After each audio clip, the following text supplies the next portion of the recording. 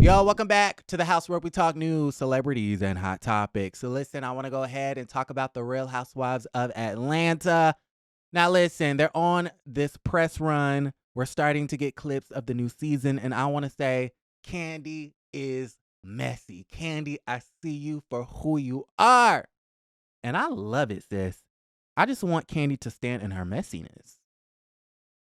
Kandi, I want you to stand in it, own it, accept the past. How Portia say? Listen, yeah. Kandi, you're a mess. Because you be getting the Kandi Coated clique together just for them to do your dirty work. You be getting Manietta together just so that she can do your dirty work and say the things that you don't want to say. But listen, I'm going to say this. I'm here for it because Manietta, surprise, surprise, has a voice this year.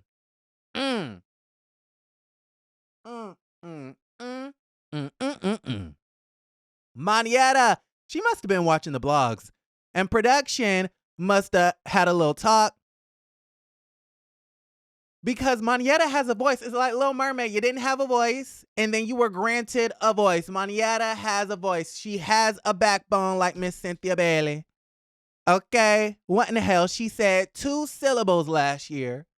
Taking up space, breathing everybody's air, eating everybody's food, taking up invites. When Courtney could have had that role, okay? Courtney could have replaced your ass.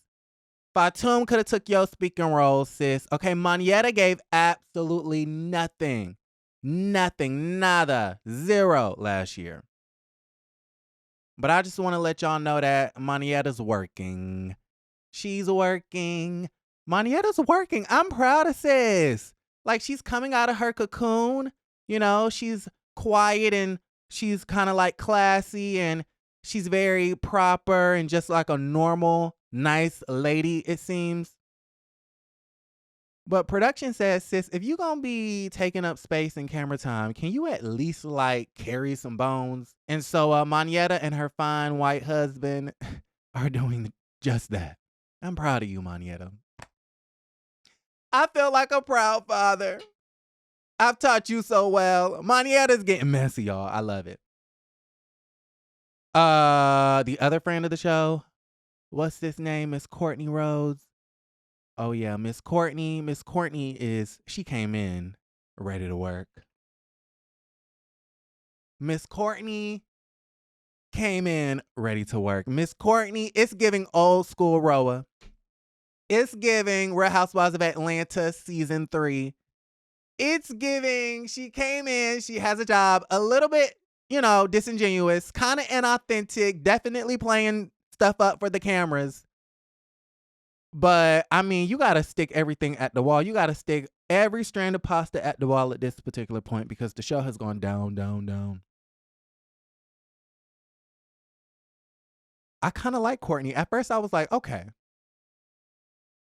Listen, I'm not going to say all that. But, yeah, Courtney did what she had to do. According to some sources. Okay.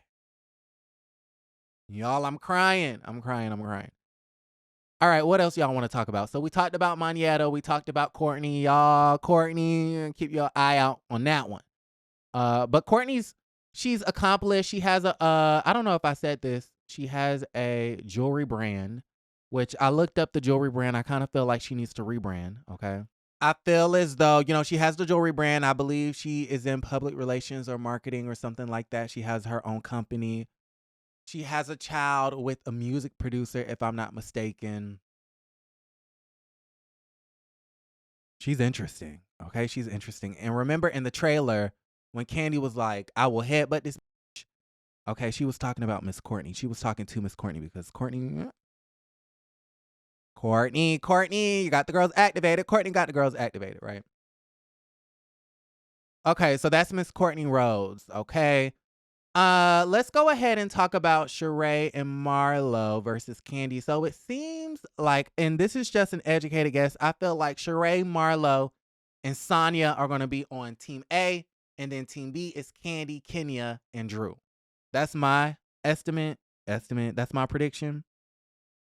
And it seems as though they're on this press run and things like that. And Sheree and Marlo have kind of teamed up to basically say that they made Kandi work this year.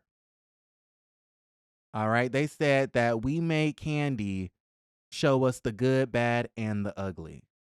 And I don't have the video with me, but I'm going to play the audio. No one's worried about you being the longest housewife. You're on this platform.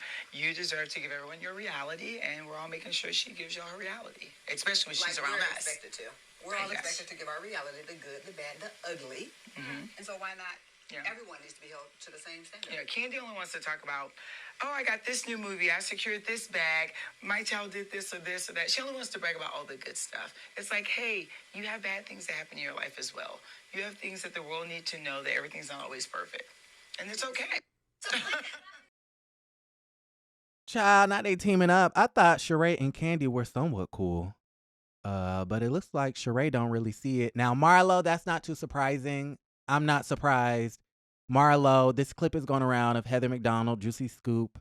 Marlo did a stint on there and basically said that, you know, Kandi doesn't spend quality time with her children and things of that nature. Not surprising for Marlo to still be taking digs at the Kandi Coda and her clique. But for Sheree, it's interesting because it feels like Sheree has kind of drew the line in the sand. Yeah, I think that's how you say it. She drew the line in the sand. And I feel like she's letting it be known that she's not really feeling Miss Kandi Burruss Tucker all that much. All right. So that's interesting. They said, we're going to make Kandi work. You just can't show the good parts of your life. Oh, but let me read this tweet, though. Somebody was tweeting, and I thought it was interesting, and they kind of rebutted to Marlo's and Sheree's statements of she only wants to show the good parts of her life. And somebody said otherwise. Let me see. Moonchild, Mr. Mouth Almighty. Huh? So Moonchild tweeted, I feel like Kandi has documented quite a bit of her life, though. The death of her ex-boyfriend, Riley's daddy issues, Mama Joyce's tumultuous relationship with Todd, the failing of her stage play, fertility issues. Marlo and Sheree are super weird for this, in my opinion. All right. So y'all got to let me know. I don't disagree with Moonchild. I don't disagree. I feel like Kandi has contributed heavily to the platform, but she needs to continue to contribute. Okay, you are the longest running. You are the highest paid. So don't think for a second. What's the Beyonce lyric? Don't you ever for a second get to thinking.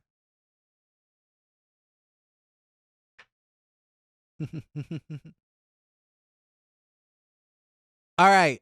So besides that, though, I think, and then I want to show y'all this other clip, okay? Now this is Kenya Moore. Now this is a sneak peek of season 15, episode 1, right? They're at the candy factory, and Kandi's being messy because she wanted to bring Monietta into the situation to be a whistleblower to Martell and his extracurricular activities. And then you have Kenya piling on top of that, talking about some, I dated Roger Bob too. Wouldn't that be some Tito? No, Kenya talking about some, Martell tried to hit on me. He slid into my DMs. He was slithering into the DMs and tried to talk to me before he tried to talk to our good sis, Sheree. Street said he been kicking it with some chicks in Atlanta. I heard that too. No. Yeah. Like you coming in town and dipping around? I mean, it's a little awkward because he did lightweight try to talk to me. What? Yes. It's Kandi's face for me talking about some ooh. But listen, it's really interesting because remember in the trailer how, you know, Kenya's bringing up this white man that she's dating, and then it seems as though Marlo was chiming in talking about some, I dated him too. I dated Roger Bob too. So it's funny how Kenya is basically doing that before Marlo can do that, unless the trailer is being deceiving. All right. Like the video, subscribe to the channel, and don't forget to create a great day.